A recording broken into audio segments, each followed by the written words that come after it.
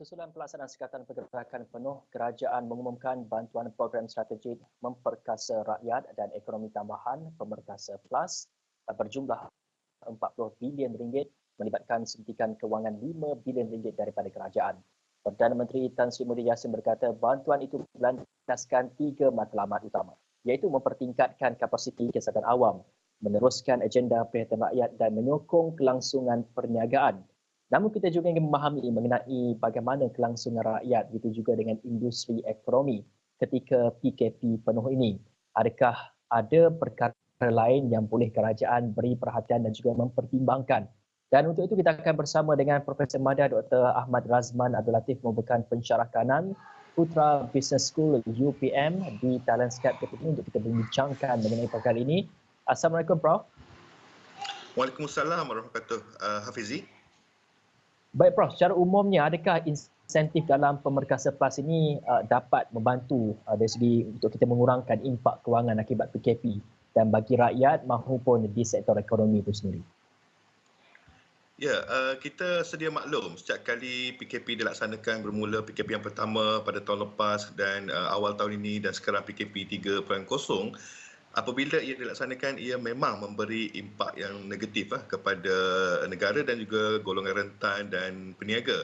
Dan kita juga maklum apabila PKP diumumkan, kerajaan akan terus mengumumkan pakej rancangan.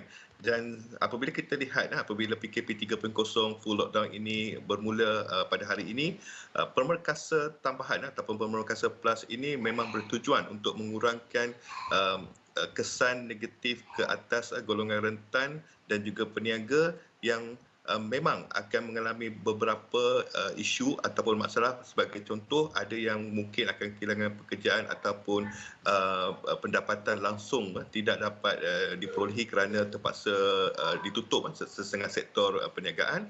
Dan kita tahu juga dalam PKP sebelum ini, golongan-golongan ini juga mengalami kesukaran untuk pulih sepenuhnya, mengambil masa untuk pulih.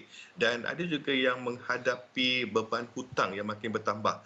Dan saya melihat dalam Pemerkasa Plus atau Pemerkasa Tambahan ini, 12 inisiatif yang diumumkan sebenarnya bertujuan untuk maksud itu, selain untuk menangani krisis kesihatan yang masih berlangsung, namun inisiatif-inisiatif ini juga bertujuan untuk memastikan golongan-golongan ini tidak mengalami kesukaran untuk menanggung hutang ataupun memastikan mereka mampu meneruskan perniagaan dan juga menerusi kehidupan mereka.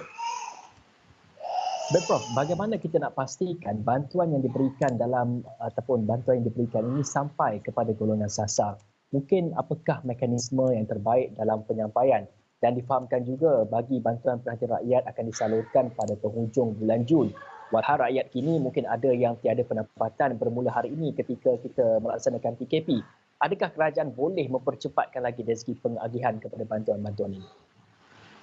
Ya, kalau kita tengok memang bantuan yang diumumkan ada yang akan bermula pada akhir Jun, tapi PKP sekarang maknanya takkan nak tunggu 1 bulan. Tetapi saya melihat satu kelebihan yang kerajaan ada sekarang, kebanyakan mereka-mereka yang bakal menerima bantuan ini, mereka telah berdaftar ataupun didaftarkan dalam pengkalan data macam bantuan perhatian rakyat dalam geran khas prihatin dalam moratorium, semua agensi-agensi pihak-pihak yang bertanggungjawab menyalurkan bantuan ini, mereka dah ada maklumat. Dan jadi ianya bukannya satu proses yang sukar, maklumat sudah ada, apa yang penting hanya memastikan bantuan itu dapat diberikan dengan cepat. Jadi saya yakin jika betul ada antara mereka ni yang memang memerlukan bantuan dengan segera, apa yang penting adalah untuk pihak yang bertanggungjawab untuk menyalurkan bantuan ini mengambil sikap yang kata proaktif, iaitu mungkin ada special case yang kita boleh lakukan untuk memastikan bantuan ini dapat disalurkan dengan lebih cepat. Tapi saya juga melihat ianya memerlukan kerjasama daripada pelbagai pihak, sama ada pihak majikan, komuniti, NGO, sebab kadang-kadang kita nak pastikan ramai mendapat bantuan dengan lebih cepat.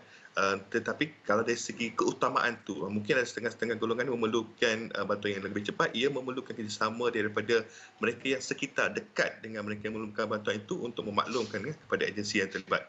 Jadi saya melihat ianya boleh dilaksanakan kerana semua telah ada dalam sistem dan memerlukan minimum ataupun proses yang minimum saja untuk membolehkan bantuan itu sampai kepada mereka. Baik Prof, adakah bantuan kewangan ini mencukupi untuk mereka ini meneruskan kehidupan hidup mereka ketika PKP ini? Benar, cukup itu satu perkara yang subjektif kerana kita melihat kepada kos sara hidup.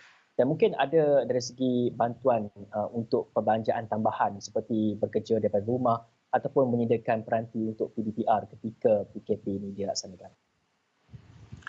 Ya, kalau kita lihat memang ianya pemekasan tambahan ini memang amat orang kata untuk jangka masa pendek lah. Kita tengok moratorium 3 bulan, subsidi upah hanya 1 bulan, dan kalau kita lihat impak masa PKP yang pertama itu kebanyakan mereka terjejas mengambil masa berbulan-bulan, malahan 6 bulan, dan ada yang masih lagi belum pulih sepenuhnya. Disebabkan itu saya melihat walaupun pemekasan plus ini memang bersifat jangka masa pendek, tetapi masih lagi ada ruang untuk kerajaan menambah baik package tersebut dengan menumpukan kepada golongan yang masih lagi belum pulih sepenuhnya atau masih lagi terjejas walaupun selepas sebulan, 2 bulan kita menghadapi PKP ini. Dan memang betul untuk PDPR peranti amat perlu untuk mungkin diskaun ataupun bantuan untuk kos internet ataupun utility listrik itu masih lagi diperlukan oleh golongan yang B40 dan sebagainya, dan saya melihat ini boleh dilaksanakan sebagai satu lagi package tambahan yang seterusnya selepas sebulan 2 bulan kita menghadapi lockdown ini. Baik Prof, untuk jangka masa panjang, adakah ia akan merencatkan sedikit pemulihan ekonomi negara kita? Memangnya ia akan merencatkan, sebab kita lihat suku tahun pertama tahun ini kita nampak ada perkembangan positif, pengucupan hanya negatif 0.5%. Kita menjangkakan suku tahun kedua ini akan mula menunjukkan positif, tapi apabila berlaku lockdown saya tidak melihat itu akan terjadi, maka kita akan melihat pengucupan untuk 5 suku berturut-turut. Dan apabila kita merujuk kepada unjuran pertumbuhan KDNK negara tahun ini oleh Bank Negara mengunjurkan sekitar 6% hingga 7.5%, saya melihat ia masih positif untuk tahun ini, tetapi mungkin peratusan pertumbuhan itu lebih rendah. Saya anggarkan mungkin sekitar 5% saja. Kita akan mula menyaksikan pertumbuhan yang positif selepas pada separuh tahun kedua tahun ini, kerana masa itu bermula Julai program imunisasi akan berjalan dengan lebih lancar, dan kita mengharapkan imuniti komuniti itu berlaku pada hujung tahun dan banyak sektor dibuka pada suku tahun ke-3 dan ke-4. Saya melihat ekonomi akan mula menunjukkan peningkatan positif, tetapi mungkin sekitar 5% untuk tahun ini. Baik, terima kasih kepada pensyarah kanan Putra Business School UPM, Profesor Mahara Dr. Ahmad Razman Abdul Latif.